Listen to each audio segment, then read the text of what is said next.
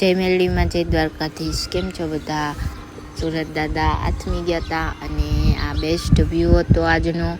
મારા પપ્પા કંઈક ફોનમાં મથતા હતા, કંઈક જોતા હતા એ, અને આ પતરું આડું રાખ્યું હતું એટલે પવન ન આવે ચા કરવા. ગાય સામું જોતી હતી કે મને ખાણબાણ આપો તો સારું કહેવાય. આવડી આ પાડોડી ખાણ ખાતી હતી ને હું દોતી હતી ભેંસ. ચા થઈ ગયો તો પછી તો ચા દીદી દેવા આવતી હતી. મેં કીધું અહીંયા દઈ જા. મેં કીધું દોઈ લઈશ ત્યાં તો મોડું થઈ જાહે અને ઠરી જાહે હોતન. તો દીદી ચા દેવા આવી. પછી મેં એમાં દૂધ દોઈ નાખ્યું કેટલું એમ કરીને ઊનમાં 2 લીટર દૂધ તો અમે બે પી ગયા. મેં કીધું મારે ગાયનું નાખવું હતું, મને ભેંસનું ઓછું ભાવે હે. તો એ કે હાલે નહીં કે પી લે ને મજા કરને.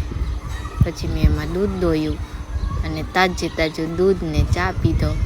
મજા આવી ગઈ હતી.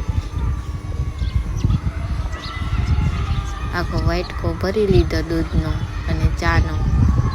મને થોડું કોકવટ લાગતું હતું કેમેરા સામું ચા દૂધ પીતા, તોય મેં પી લીધો. પછી તો શું કરું, અને આમાં ડોસા બાબા જેવી મૂછું આવી ગઈ હતી.